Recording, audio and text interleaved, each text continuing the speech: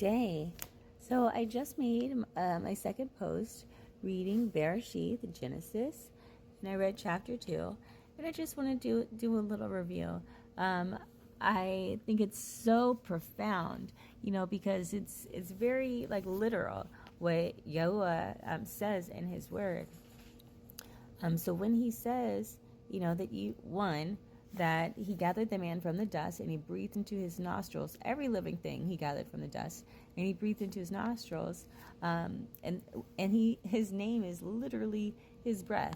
And so when you think about the transfiguration of just the letters and the symbols, how do you describe to someone what your name is when your name, is like the phonetic sound of a breath?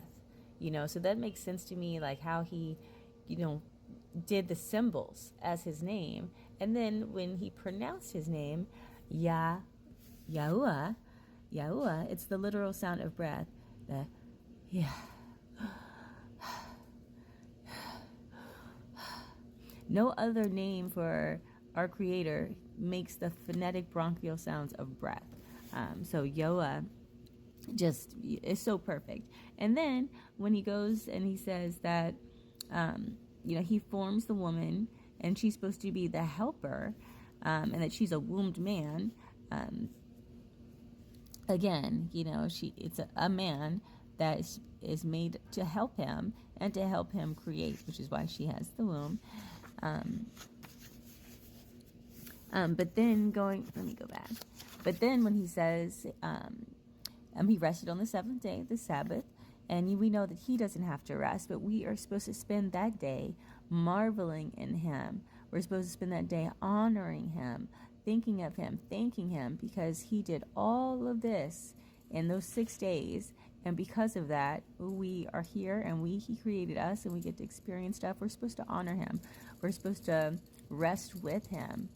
We're supposed to rest in Him. So in the very beginning, first off, chapter 2 in the Bible, it's the seventh day. So don't understand how people disregard the Sabbath and they don't keep it holy, when that is our seal with Him to show our appreciation every day, every week on this day. Thank you for doing all of this for us, and allowing this to be so. And then when you go to the garden of good, the garden, and the eat of the tree, it's like the serpent really didn't lie. It's like, he did, but yes, every tree you can eat of, but if you eat of the garden, the tree of good and evil, yes, you will surely die. Because think about it, you don't know what death is. You don't know what it means to be naked. You don't know what death is. You don't know anything bad. You just know all of Yah's goodness.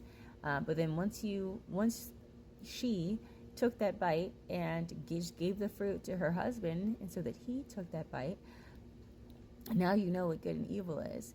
And so for all the people who are maybe having, a hard time, thank you for Kodesh, all the people who might be having a hard time with this world, this fallen world that we're in. Why do bad things happen?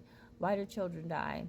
Why is there so much murder? Why is everything so painful? Why is everything so hard? Because we know good and evil.